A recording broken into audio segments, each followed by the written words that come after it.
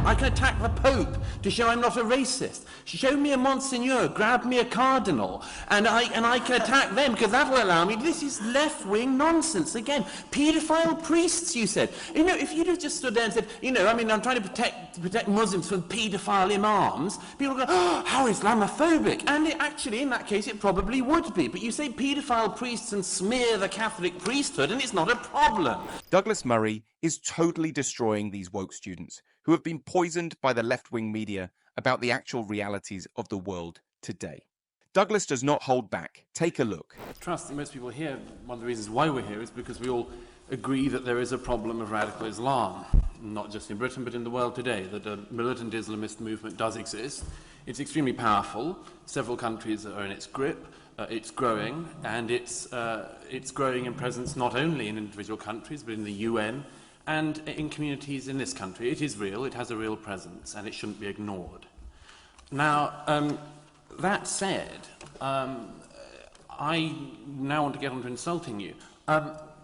This problem, I would submit, ladies and gentlemen, will not be solved by everyone in this hall here tonight. Even by everyone on this panel.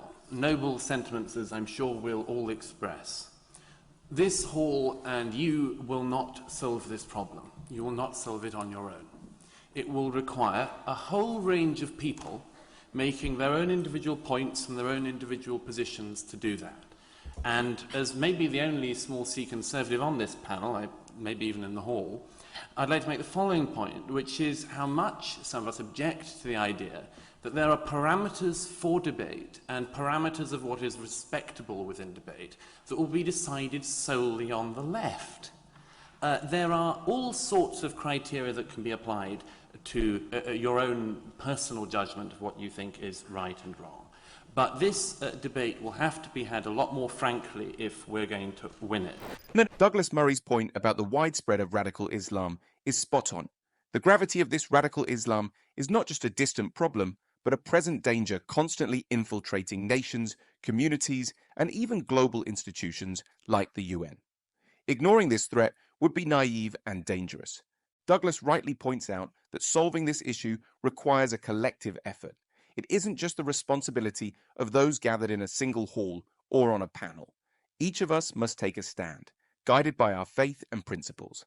Also, the control of debate parameters by the left is concerning. As Douglas rightly suggests, we must insist on open, honest discussions, free from the constraints imposed by those who may not share our values. Only through candid dialogue can we hope to address and ultimately overcome this formidable challenge. The first thing I'd say is this.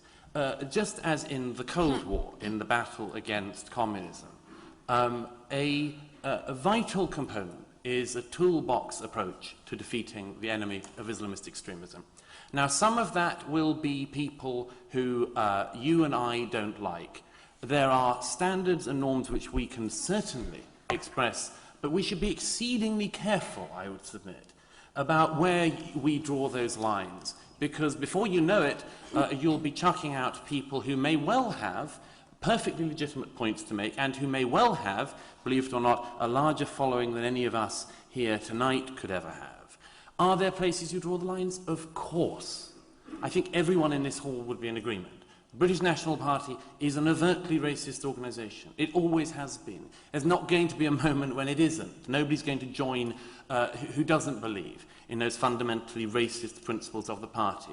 Are there people like that who will jump on this bandwagon? Sure. But we're going to have to be extremely careful in who else we lump in with them. We spend all of our time, and quite rightly, shouldn't stop doing it, differentiating out between different types of Islam, different types of Muslims, and so on and so forth. But the minute it's a group of white, middle-aged men, it's with huge delight that people decide, excellent, we will dismiss them as one single block, no need to investigate. Douglas Murray's comparison of the fight against Islamist extremism to the Cold War battle against communism is not just spot on, but insightful. It's crucial to adopt a toolbox approach in this struggle. This means recognizing that allies in this fight might not always align perfectly with our values, yet their contributions are equally important. We must be cautious about where we draw our lines. While it's important to uphold our standards and norms, we should avoid dismissing individuals who have legitimate points and substantial followings. As Douglas rightly points out, it's hypocritical to differentiate within Islam, but then put all white middle-aged men into one dismissible block. We need to be discerning and inclusive of those who genuinely want to combat this threat, even if they don't fit our ideal mold. This strategic inclusivity is necessary for a unified and effective response.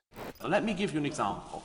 The English Defence League, an extraordinary phenomenon which, by the way, in my opinion, wouldn't have occurred if the government had have got a grip on al-Mujahirun. It only came about because the authorities didn't do anything about that particularly thuggish organisation. These things have consequences. The English Defence League, when they started protesting, had banners saying things like, you know, Sharia law discriminates against women. Sharia law is anti-gay.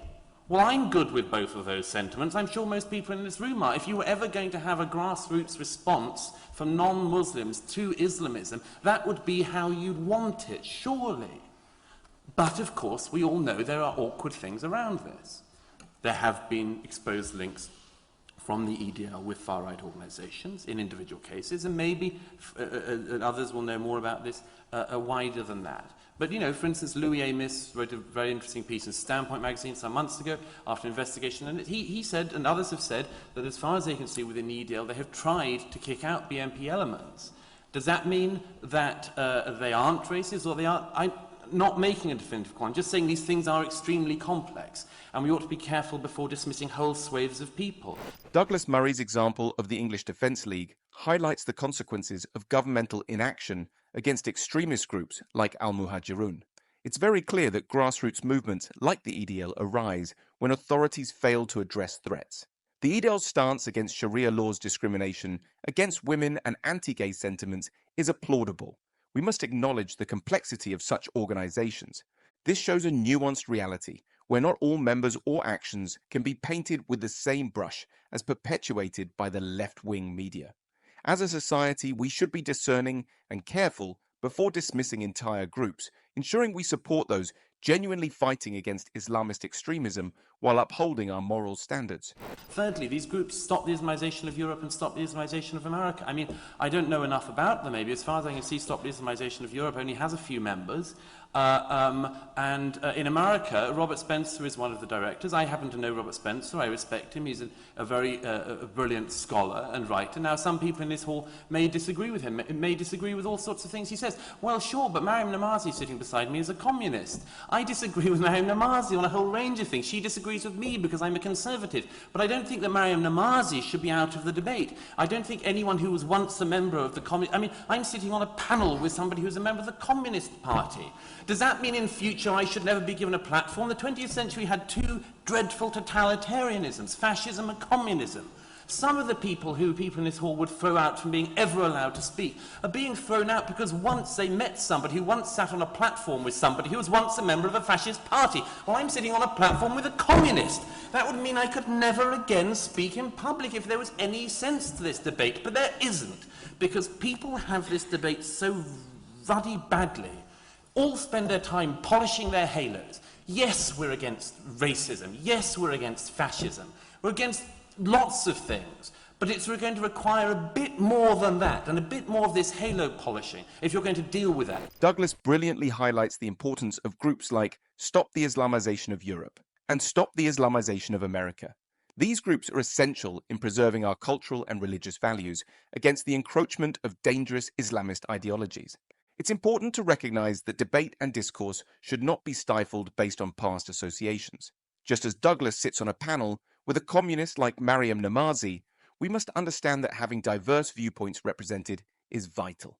Silencing voices simply because of their associations is counterproductive. Our focus should be on the fight against the real threats of totalitarian ideologies, whether they come from fascism, communism, or radical Islamism, rather than wasting time on what Douglas refers to as superficial purity tests. And as I say, it'll leave you with one final thought on that. If this battle is going to be won, it will not be won solely by the people sitting in Conway Hall here tonight. It will be won by a lot of people. We'll have to make judgments along the way, and we'll disagree with him. I'll disagree with Mariam, I'll disagree with Shiraz, and all sorts of friends and colleagues. We'll disagree on individual cases and people. But the idea that you chuck whole swathes of people out of the debate is such a bloody left-wing thing to do. The left loves doing this all the time. The debate will be done on my terms.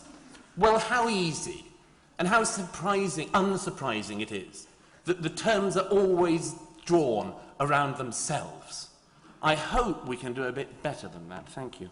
Douglas is spot on here. The battle to preserve our values and counter radical ideologies won't be won by a select few in isolated discussions. It requires a collective effort from all of us, even if we don't always agree on every issue. It's very important to avoid the left-wing media's tactic of excluding voices from the debate.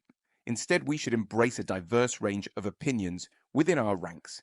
This inclusivity strengthens our cause and ensures we aren't confined to narrow, self-serving terms. By promoting open dialogue and unity, we can effectively confront and overcome the threats to our cultural and religious heritage. A couple of things very, very briefly in the 2 minutes I have. The first is this, some of the comments came, let me just flag up a couple of things. It will not be possible to defeat Islamist extremism whilst denigrating, for instance, people in this country who are concerned about immigration. It's not possible, because a very, very large proportion of people in this country are concerned about immigration. It tends to be the number one, or if not number one, two issue in polling in this country. So, as it were, those people who just say, people who talk about immigration all the time, those people aren't beyond the pale. They might be perfectly decent. They are, in most cases, perfectly decent people who are concerned about an issue. And I don't think it should be glibly dismissed any more than people who are concerned about demographics. There are people who have serious concerns about demographics because they're seriously concerned that the society they were born into is changing beyond recognition. That doesn't mean they should be dismissed as whack-job kooks or racists. They might have a perfectly legitimate point. I think they do. Douglas makes a crucial point here. It's imperative to recognize that concerns about immigration are not just unofficial opinions, but are shared by a significant portion of the population. As good citizens, we are called to be stewards of our communities and uphold the morals of our society. Ignoring or dismissing these concerns undermines the legitimate worries of those who fear that the essence of their homeland is being altered beyond recognition. As Douglas rightly says, it's essential to address these issues with compassion and understanding, rather than labeling people as extremists or racists. Many who voice concerns about immigration and demographics are motivated by a desire to preserve the cultural and moral integrity of their nation. Their uneasiness is rooted in a love for their country and a commitment to its values. Therefore, these voices deserve to be heard and respected, not marginalized. The second thing, it was demonstrated by one of the people who said, this gentleman there, talked about, going to the protest of the Pope rally. If I may say so, this, I wasn't there, I didn't approve of the protest because there were various things around that I think are complete guff. One of them is the fact that people love saying they went to the protest of the Pope thing. The Pope, the sort of, Pope's not on board with gay marriage. I'm a gay man, I'd love to have gay marriage approved by the Catholic Church. But, they're not going to. Meantime, I really, really wish that people would reserve their ire for the people who don't just want to stop me marrying, but want to throw me off a cliff. Much better way to spend your time. But of course people love it because they think, I'll attack the Islamists, but then to be allow myself to do that, I can attack the Pope to show I'm not a racist. Show me a Monsignor, grab me a Cardinal, and I can attack them because that will allow me. This is left-wing nonsense. Again, paedophile priests, you said. If you'd have just stood there and said, I'm trying to protect Muslims from paedophile imams, people go, how Islamophobic. And actually, in that case, it probably would be. But you say paedophile priests and smear the Catholic priesthood, and it's not a problem. Douglas raises another essential point here. It's clear that the protest against the Pope was not just misguided, but filled with a lot of contradictions. What those people fail to understand is that the Pope's position isn't about hate, but about adhering to long-standing religious principles. The Pope is simply upholding his faith's teachings and respecting the Catholic Church's stance on issues like gay marriage. Focusing on attacking the Catholic Church while ignoring more severe threats, like those from extremist ideologies, is not only hypocritical, but also dangerous. It's crucial to prioritize our efforts on genuine threats to our values and safety. This left-wing tactic of attacking the church to appear non-racist is misguided and distracts from real issues. Thirdly, finally, getting toward the end, a lot of this problem comes down, and the question we didn't get onto tonight, the fact is this: at the end of the Second World War, the Nazi leaders were tried and executed. At the end of the Cold War, it didn't happen. One of the biggest problems we have is the fact that it wasn't resolved. The people who did the largest massacres, the largest number of deaths caused by any movement in history, were not brought to trial. It's thought of as Guardian, the leading left-wing newspaper, had Richard Gott, one of its editors, a paid member of the KGB, a paid KGB agent who said, oh, it was just a bit of a laugh.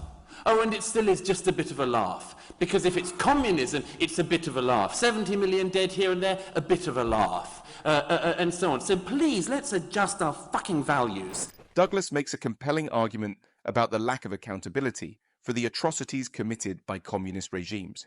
The failure to hold these perpetrators accountable after the Cold War contrasts sharply with the justice served at the end of World War II. This double standard is not just alarming, but dangerous. As Douglas rightly says, the left's tendency to downplay the horrors of communism, treating it almost as a joke, is deeply troubling. We must adjust our values and ensure that all forms of tyranny and mass murder are condemned and punished appropriately. It's not just about historical justice, it's about upholding the moral integrity that holds our society. Ignoring these crimes is disrespectful to the victims. And finally, a lot of this is a simple mental breakdown of the left. I hesitate to say this in the presence of Nick Cohen, who's chronicled this better than anyone. But the mental breakdown of the left, the fact that at so-called left-wing meetings, we have the obsessions with Palestine, for instance. There was one recently, again, I saw Gays for Palestine. Give me a break. If Gays for Palestine were in Palestine, they'd have to move to Israel. Just don't fall for this rubbish, and don't fall for it when it's coming from the right or the far right, and don't fall for it when it's coming from the left or the far left. Have some decency. Douglas's final point hits the nail on the head. The left's obsession with certain causes, like Palestine, often reflects a severe disconnect from reality. It's clear that supporting movements without understanding their true implications is dangerous. The irony of Gays for Palestine is laughable when in many parts of Palestine, LGBTQ+ individuals face severe persecution, while Israel offers them more rights and safety.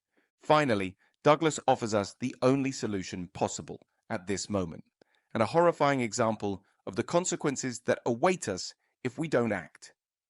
This mental breakdown of the left, as Douglas calls it, shows a lack of decency and a misguided sense of justice. We must stand firm in our values and not be swayed by such irrational obsessions. Whether the nonsense comes from the far right or the far left, our duty is to uphold truth and decency. It's time to call out these contradictions and stay true to our principles. What are your thoughts on what Douglas has to say on this panel? Be sure to like, subscribe, and let us know in the comments section what your thoughts are. See you in the next video.